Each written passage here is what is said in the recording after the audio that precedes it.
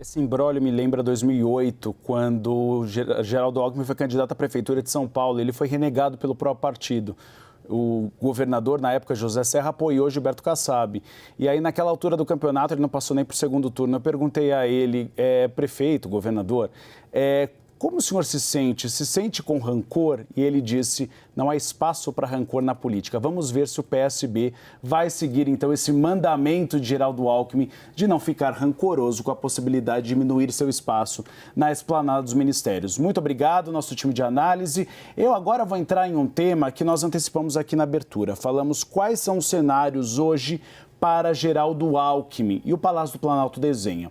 Como falou a Clarissa há pouco, não há ainda um desenho estabelecido, não se sabe se realmente Márcio França pode deixar a esplanada dos ministérios ou se Márcio França ficará no lugar de Geraldo Alckmin no Ministério da Indústria e Comércio. Isso vai ser definido há pouco. Caso essa solução seja consolidada, o que pensa o Palácio do Planalto? Em algumas opções para Geraldo Alckmin. Uma delas, que ele comande o Conselhão, que é o Conselho de Desenvolvimento Econômico e Social Sustentável. O que seria o Conselhão?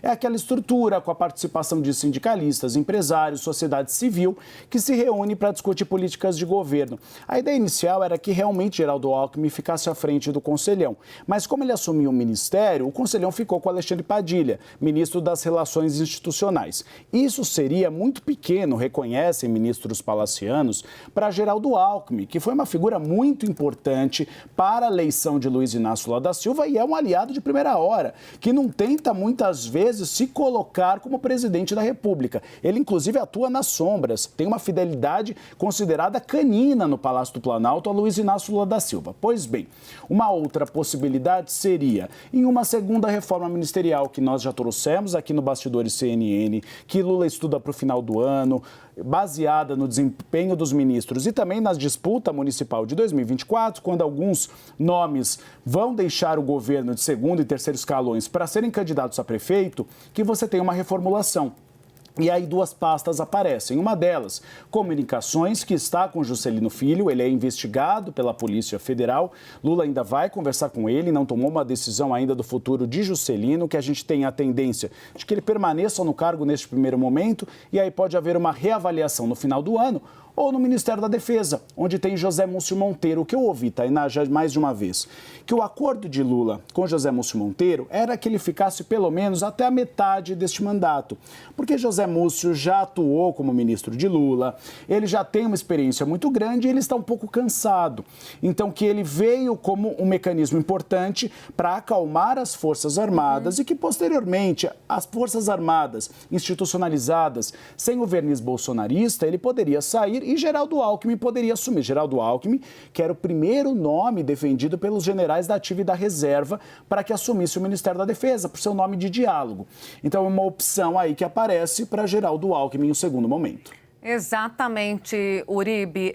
Nesse sentido também, a minha apuração de que há esse acordo de bastidores com o José Múcio Monteiro, que já teria até dito para aliados que a vontade dele é só permanecer este ano, isso em tratativas também com o presidente da República, e aí entraria Geraldo Alckmin, que, gente, vamos lembrar, durante o período de transição, foi aventado entre os nomes ali o Jacques Wagner, antes do Múcio aparecer, porque o Múcio ele apareceu já na reta final, muito pouco antes já de ser chancelado o ministro da Defesa, mas quando os nomes iniciais eram levantados, o de Geraldo Alckmin aparecia como uma aposta para a defesa, então faz todo o sentido isso que você está trazendo. Deixa eu trazer o Yuri Pita. A gente tem a Clarissa e a Renata também, já para análise. Tem o Yuri. Yuri, vamos fazer a análise dessa... Eu acho muito interessante, né? Porque essas peças vão se encaixando. E aí, talvez a justificativa ou talvez uma saída mais justificável para o Palácio do Planalto mirar na pasta de Geraldo Alckmin, né? Essa possibilidade dele assumir a defesa mais adiante. Pois é, a grande questão de ter um vice-presidente como ministro é que ele quase se torna indemissível, a não ser que você, aquele famoso... cai para cima, né? Sai de uma posição para assumir uma outra posição mais relevante. Por isso, lá na transição, ainda muita gente defendia que Alckmin, em vez de ter um ministério, para chamar de seu, tivesse um papel de articulação política mais solto ali, em que ele pudesse atuar, ajudar o governo na composição de base, na relação com os militares. Por isso que se cogita, por exemplo, uma eventual entrada no Ministério da Defesa, caso se tem uma substituição nessa pasta. Agora, a grande questão é que não dá para deixar no sereno, nem que seja por alguns dias ou semanas, né? Ainda que Geraldo Alckmin tenha sido, talvez, o vice-presidente que mais tempo exerceu a presidência nesta altura do mandato, porque, de fato, a agenda internacional de Lula tem sido muito intensa, mais intensa do que o normal em outros mandatos presidenciais, mesmo assim tem uma limitação, porque esse cargo é ocupado de forma interina. Agora, o que pessoas do entorno de Geraldo Alckmin deixam claro é que é óbvio que isso jamais vai ser um problema em termos de lealdade do vice-presidente para com o presidente, mas que causa um ruído externo e, no fim das contas, toda essa demora, todo esse impasse de fazer os ajustes na equipe ministerial agora, como disseram para mim semana passada, é muito apego que o presidente tem à equipe que foi formada, mas fato é que já causou bastante ruído, inclusive dentro do próprio governo, essa demora na definição da reforma ministerial. Larissa, eu gostaria de trazer uma outra figura, que é Ana Moser, ministra do Esporte. A gente tem ouvido que Lula inicialmente pretendia colocá-la em uma agência sobre as Olimpíadas de Paris no ano que vem, mas desistiu dessa ideia. Ana Moser deve ficar fora da configuração da esplanada dos ministérios pela sua apuração? Olha, por enquanto, o que a gente está sentindo, Uribe, é que por mais que Lula tenha um apreço por Ana Moser, ele entende que ela não está afiliada a nenhum partido, tem outras prioridades para serem resolvidas nesse momento na articulação política, né? Claro, há uma vontade de que ela permaneça colaborando com o governo, mas a prioridade neste momento é outra. Eu acho que a gente ainda caminha aí para um foco muito maior nessa questão que o Yuri estava comentando agora há pouco.